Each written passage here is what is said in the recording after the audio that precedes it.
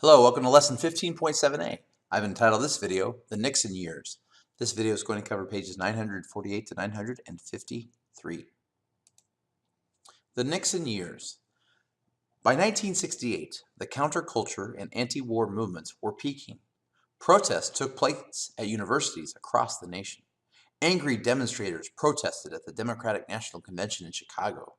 As the election of 1968 rolled around, enormous pressure was building for a change in course in Vietnam. Question number 1. What was happening in 1968 to show that many Americans were not satisfied with the direction of the country? There were a lot of angry demonstrations and anti-war protests, a lot of anger, a lot of tension was building. The Nixon years. Johnson had already served as president for 6 years. Constitutionally, he could have run for another term, but his popularity had plummeted. To avoid angry protesters, Johnson stayed in the White House more and more. Early in 1968, he announced his decision not to run for another term. Question 2. How did all the negativity affect President Johnson? Well, to avoid a lot of the negativity, he stayed more and more in the White House, and more importantly, he said, "I am not going to run for President of the United States in 1968. The election of 1968. Johnson's decision not to run for re-election opened the way for other Democrats to seek their party's nomination in 1968. New York Senator Robert Kennedy, brother of the late president, made a strong run. However, tragedy again struck the Kennedy family. While campaigning in Los Angeles, Kennedy was shot and killed by a Palestinian who opposed the senator's support for Israel. Here he is, shown here, after the assassination. The Democrats selected Vice President Hubert Humphrey as their candidate, shown here. So question number 3. What brother of a former president had a chance to run for the Democratic Party for president in 1968? Bobby or Robert Kennedy, JFK's brother. Question 4. What happened to RFK, Robert Fitzgerald Kennedy, on June 6, 1968? He was assassinated just like his brother. Question 5. Who did the Democrats select as their nominee for the presidential election of 1968, and why did they select him? The Democrats went with Hubert Humphrey, and they went with him because he had been a vice president. The Republicans again nominated former Vice President Richard Nixon. Nixon promised peace with honor in Vietnam and law and order at home. Alabama Governor George Wallace entered the race as a third-party candidate. Helped by this and by divisions among Democrats over the Vietnam War, Nixon won a narrow victory. Question number 6. Who did the Republicans select as their nominee for the election of 1968? And ironically, what were 2 of his campaign promises? He offered peace with honor and the ironic one, law and order at home. Oh, how ironic that is. So yes, this was an interesting battle between 2 former vice presidents in Hubert Humphrey and Richard Nixon. Question 7. Who was the influential third-party candidate in the election of 1968, and why was he running for president? Well, that was Alabama Governor George Wallace, and the reason he was running to become president is he was from the deep South in Alabama, and he did not like the direction the Democrats were going by fighting for civil rights. Yes, this was a very, very racist Democratic third-party candidate, so he split from the Democratic Party and ran to try to appeal to the racist and the whites in the South that did not like the direction that civil rights were going. And so we have this battle between former Vice President Richard Nixon, former Vice President Hubert Humphrey, and a racist in George Wallace. And here you see the election results. Nixon was able to win in part due to the split in the Democratic Party. Had Hubert Humphrey maybe gained the states in the South that George Wallace had, if you count the electoral votes, it still would not have been enough, but it might have made for a very, very close election. And definitely you can see Richard Nixon had states in the West, in the Midwest, in the South, so he was well across the country there. But definitely George Wallace took these southern, the former Confederate states, and that certainly hurt Hubert Humphrey's chances. Not to mention the unpopularity of the Vietnam War. So, question number 8. Who won the election of 1968? Richard M. Nixon. And here we see a breakdown of that by the counties. I always like adding those maps when I can. I think those are pretty neat. And here we see one more sort of tally of the statistics of 1968's election for president. The silent majority. As president, Richard M. Nixon cut funds for many Great Society programs, including job training, education, and low-income housing. He also sought to return power to the states. He called this transfer of power the, quote, new federalism. During his presidential campaign, Nixon said that he wanted to help those whom he called the silent majority. By this, he meant Americans who were disturbed by the unrest of the 1960s but did not protest publicly. They were, Nixon maintained, the, quote, great majority of Americans, the non-shouters, the non-demonstrators. True to his campaign promise, Nixon began his Law and Order program. Federal funds were used to help local police departments. Nixon also named 4 conservative justices to the Supreme Court. They tended to favor dealing harshly with people accused of crimes. Question number 9. What are 2 ways that Republican President Richard M. Nixon showed things were going to be different under his presidency than they had been under the Democrats JFK and LBJ? Well, number 1, he cut Great Society programs, including job training, education, and low-income housing.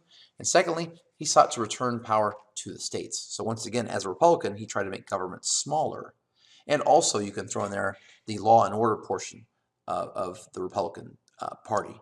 They tend to believe more tougher on crime, if you will. Like if you notice here, these conservative judges tended to deal more harshly or tougher on people accused of crimes. So that's generally what the Republicans stand for, is tough on crime and also cutting funding for some of these social programs and for returning power to the states instead of the federal government, which they felt had gotten much bigger under JFK and LBJ. So question 11, how did Nixon fulfill his campaign promise for law and order? Well, as he said, he gave more money to local police departments, and he also named 4 conservative judges to the Supreme Court. The moon landing. Nixon inherited the space program from Kennedy and Johnson. Its greatest triumph came in 1969, just as Nixon took office. That summer, 2 astronauts landed a small craft on the moon's surface. With millions of television viewers around the world watching, Neil A. Armstrong became the first person to step into the moon. That's one small step for a man, one giant leap for mankind. He radioed back to Earth. American astronauts visited the moon 5 more times. So question number 12, what happened on July 20th, 1969? The United States and the world landed their first person on the moon, Neil A. Armstrong. Question 13, why was the moon landing not just a big deal for the United States, but a big deal for the world? Well, it showed that when we as humanity pool our intelligence and our resources and our ingenuity together, we can accomplish majestic things that had been thought impossible decades before. So yes, 1969 was the moon. Who knows where the people of the 21st century will be able to travel in the years ahead. The economy suffers. During the Nixon years, the economy suffered from stagflation, a combination of rising prices, high unemployment, and slow economic growth. To halt inflation, Nixon froze wages and prices. To stimulate economic growth, he increased federal spending. Still, economic problems would not go away. Increased federal spending caused federal budget deficits, that is, the government spent more than it received in revenues. Early in Nixon's second term, Arab nations imposed an oil embargo on the United States. Gas and other petroleum products were in short supply and prices increased. The shortage put added pressure on the economy as higher energy prices caused the price of goods to rise even more. Yikes. Question 14, define stagflation. Stagflation is a combination of rising prices, high unemployment, and slow economic growth. It's not good for an economy. Question 15. What were some of the steps taken by Nixon to combat stagflation? Well, he froze wages and prices, and he also tried to stimulate the economy by increasing federal spending. Question number 17. Who won the presidential election of 1972? Well, Nixon won re-election in 1972. So he won in 1968, and he won re-election in 1972. Question 18. During President Nixon's second term, how did the country's energy sources become another, quote, thorn in Nixon's side? Well, it wasn't bad enough that stagflation had hit President Nixon's term, but now the Arab nations, those countries in the Middle East, imposed what we call an oil embargo. So they basically said, hey, we're not going to give you as much. Because of that, gas and other petroleum products were in short supply. Therefore, because of the laws of supply and demand, when something decreases in supply, the prices go up. So not only did we have stagflation to deal with, but now we had to deal with shortages in energy prices, which caused the prices of goods to rise even more. So very, very challenging issues for President Nixon. The Vietnam War comes to an end. At first, President Nixon widened the war in Vietnam, hoping to weaken the enemy. For years, North Vietnam had sent supplies to Viet Cong soldiers in South Vietnam using trails through nearby Cambodia. The Viet Cong also escaped into Cambodia when American and South Vietnamese units attacked. In 1969, Nixon ordered the bombing of communist bases in Cambodia. Then, American and South Vietnamese forces invaded by land. These moves helped plunge Cambodia into its own civil war between communist and non-communist forces. Question 19. What was President Nixon's first approach at the Vietnam War? Well, he tried to increase it or to widen the war. So he hoped to win by expanding the war into Cambodia, which had been being used by the North Vietnamese as a way to get to and fro the places they were trying to go. So actually at the start of Nixon's term, he expanded or escalated the war in Vietnam by expanding it into Cambodia. Question 20. How did Cambodia get added to the Vietnam War mix? Well, because the Viet Cong soldiers were using Cambodia as a way to move, to transport themselves. Nixon said, you know what, we're going to bomb bases in Cambodia as well. Withdrawal of U.S. troops. As the war progressed without an end in sight, public support for U.S. involvement waned. President Nixon began to turn the war over to South Vietnam and to withdraw American troops. Meanwhile, peace talks were held in Paris. In January 1973, the two sides reached a ceasefire agreement. The next year, the last American combat troops left Vietnam. The United States continued to send large amounts of aid to South Vietnam. Even so, the South Vietnamese were unable to stop a North Vietnamese advance. In April 1975, Communist forces captured Saigon. They renamed it Ho Chi Minh City. Soon after, Vietnam was united under a communist government. So question number 21. How did Nixon slowly change his strategy on the Vietnam War? Well, as the war continued to go without there seeming to be an end in sight, as public support dwindled for President Nixon, he decided, you know what, we're going to turn this over to South Vietnam, and good luck, South Vietnam. We are going to be withdrawing. We are going to keep supporting you with aid, but we are going to remove our troops. Question 22. How did the Vietnam War go between 1973 and 1975? Well, they reached a ceasefire agreement in 1973 of January, but American combat troops left.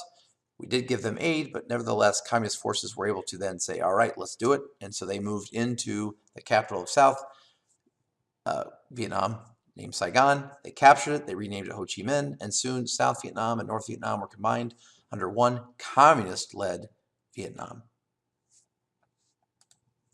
Communism in Cambodia. Also in 1975, the communist Khmer Rouge won the civil war in Cambodia. The Khmer Rouge imposed a brutal reign of terror on their own people. More than 1 million Cambodians starved to death or were killed. In 1979, Vietnam invaded Cambodia and set up a new communist government. It was less harsh than the Khmer Rouge, but it could not end the fighting. Not until the 1990s would a shaky peace be restored in Cambodia. So question 24, what happened in Cambodia in 1975? Well, the Khmer Rouge took over, and they won the civil war in Cambodia, and they were not nice people. They imposed a brutal reign of terror on their own people in which more than 1 million Cambodians died. Question 25. Why was the reign of the Khmer Rouge terrible for the people of Cambodia? Well, as I just mentioned, more than 1 million Cambodians died under that cruel reign of terror. Question 26. What occurred between Cambodia and Vietnam in 1979? Vietnam invaded Cambodia and enforced their own communist government, which was less harsh than the Khmer Rouge, but still, it was set up as a communist nation, and Cambodia wouldn't see peace until the 1990s. The aftermath. The Vietnam War was a costly conflict. More than 58,000 American soldiers lost their lives. Over 150,000 American soldiers were wounded, and hundreds of thousands of soldiers suffered lingering effects from the psychological stress of the war. More than 1 million Vietnamese soldiers and perhaps 500,000 civilians died. The war shattered the Vietnamese economy. After 1975, hundreds of thousands of people fled Vietnam and Cambodia. Refugees from Vietnam escaped in small boats, pictured here. Many of these boat people drowned or died of hunger and thirst. Others made it to safety. Eventually, many were allowed to settle in the United States. So question number 27. What were some of the negative effects of the Vietnam War? Well, first of all, it cost a lot of money. Of course, the biggest thing, 58,000 more plus Americans lost their lives. 150,000 American soldiers were wounded. The hundreds of thousands of soldiers who suffered the lingering effects of PSTD or from Agent Orange. Over 1 million Vietnamese soldiers died. Perhaps 500,000 civilians died. The Vietnamese economy was shattered. You had people fleeing Vietnam and Cambodia in boats, which leads us to 28. Who were the boat people of the 1970s? These were refugees from Vietnam and Cambodia who were leaving those countries to try to make it to safety in a better country, a country that maybe promoted democracy like the United States, or wasn't at least as harsh to them as the regimes were in those parts of the country, of the world. The Vietnam War was a painful episode in American history. The war produced no victory and divided the nation. Instead of celebrations and parades, many returning soldiers were met with protest and with resentment by family and former friends. Vietnam left Americans wondering about how far the nation should go to fight communism. So question 29, what were some other negative effects of the Vietnam War? Well, we didn't win a victory as such, and it divided our country through a lot of the protest, and sadly and unfairly for the returning soldiers, instead of being met with celebrations and parades and hugs and good jobs, they were met with protest and sometimes resentment from family members and from former friends. And it also had America questioning, were we going to win this Cold War and the fight against communism with the Soviet Union and other places in the world? If you go on the Washington, D.C. trip in a couple of months, or if you ever go in the future when you are much older, on the left here, this is just a still image of the Vietnam Memorial, the wall. It's not the whole thing, but it is a good picture of it.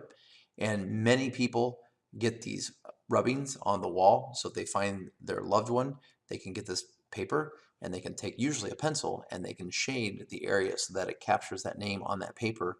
And so you can have that as a way to remember the person that you cared about that is memorialized on that wall. Nixon seeks to ease Cold War tensions. In 1971, while Americans were still fighting in Vietnam, the Cold War showed signs of a thaw. President Nixon wanted to ease world tensions, and his first move was to seek improved relations with the People's Republic of China, recognizing Mao's China. Since 1949, the United States had refused to recognize Mao Zedong's communist government in China. Instead, it recognized the Chinese nationalists, now confined to the island of Taiwan. The United States gave arms and aid to the nationalists and supported their claim to being the legitimate government of all China. Richard Nixon had long been an outspoken opponent of giving official recognition to the Chinese government. As president, though, Nixon ordered secret talks with Chinese officials. As a show of goodwill, China invited the American table tennis team to a competition in Beijing. So, what they would call ping pong foreign policy, if you will. This is where it helped thaw the tensions between China and the United States. Question number 30. Between 1949 and the early 70s, how did the United States treat Mao Zedong's government in China? Well, we didn't say that it was legitimate. We didn't recognize it. We said the legitimate Chinese government were the people that were in control of Taiwan. Question 31. How did America's relations with China begin to improve under President Nixon? Well, even though President Nixon had been an outspoken opponent of officially recognizing the Chinese government, when he became president, he started some secret talks with China to try to thaw relations with China. And as a beginning, we had the ping pong bat match, the table tennis team playing with China in Beijing. To the surprise of many Americans, Nixon then visited the People's Republic of China in 1972. Television cameras captured the president walking along the Great Wall of China and attending state dinners with Chinese leaders. This visit was a triumph for Nixon and the start of a new era in relations with China. As tensions eased, The United States and China established formal diplomatic relations in 1979. Question 32. What surprising move did President Nixon take with China in 1972? He went and visited there, and he went and visited the Great Wall of China, and he had some conversations in China there with the leaders of China, and that helped to start America's relations with China to a better place, an improving relationship. Détente. President Nixon followed his visit to China with another historic trip. In May 1972, he became the first U.S. president since the start of the Cold War to visit the Soviet Union. The trip was part of Nixon's effort to reduce tensions between the superpowers. This policy was known as détente. A French word meaning loosening, détente represents an end to strained relations between countries. Détente eased the tensions of the Cold War by establishing more trade and other contacts between the superpowers. It also led them to sign a treaty to limit the number of nuclear warheads and missiles. The treaty was known as the SALT Agreement. SALT stands for Strategic Arms Limitation Talks. The next two presidents, Gerald Ford and Jimmy Carter, continued the policy of détente. Trade between the United States and the Soviet Union increased. Under President Ford, Soviet and American astronauts conducted a joint space mission. In 1979, President Carter met with Soviet leader Leonid Brezhnev. They worked out the details of a SALT II treaty. So question number 34. What surprising move did President Nixon take with the Soviet Union in May of 1972? President Nixon also went there and was the first U.S. president since the start of the Cold War to actually go to the Soviet Union. Question 35. What was Nixon's policy of détente? Well, détente means loosening, and it means ending the strained relations between countries. Well, in this case, his détente helped ease the relations not only with China, but with the Soviet Union. And these were some of our foes, frenemies, if you will, but more likely foes at that time with the spread of communism and the Cold War. Question 36. What were some positives that came from President Nixon's détente policy? Well, it eased tensions between the superpowers. It also limited the number of nuclear warheads and missiles that the countries were going to make, and that was with the SALT agreement. And also it did lead to improved trade and other contacts. So in all, this was one of the best parts of President Nixon's presidency, as tomorrow's video will go into not so good things under President Nixon. Question 37. What did the SALT agreement between the United States and the Soviet Union accomplish? Well, it accomplished easing some of the tensions of the Cold War, but more specifically or concrete, it limited the number of nuclear warheads and missiles that both countries agreed to have. And that's where the word SALT came from. Strategic Arms Limitation Talks. Question 38. What were some other détente successes that occurred during the presidency of Gerald Ford and Jimmy Carter? Well, they continued détente, and so trade increased between the United States and the Soviet Union. And also, we had a joint space mission with the Soviet Union. So we were working in space together instead of competing in that space race that we had talked about in previous videos. And also, a SALT II treaty was created between Brezhnev and Carter. So these were positive steps taken in the era of détente. And here we see just how the SALT I and SALT II treaties helped the United States and the Soviet Union calm things down so we wouldn't get to another place like the Cuban Missile Crisis again. Well, thank you very much for watching. Before we go, I do have a ping pong joke for you. What do you call a girl standing in the middle of a table tennis court? The answer, a net. Thank you very much for watching, and have a nice day.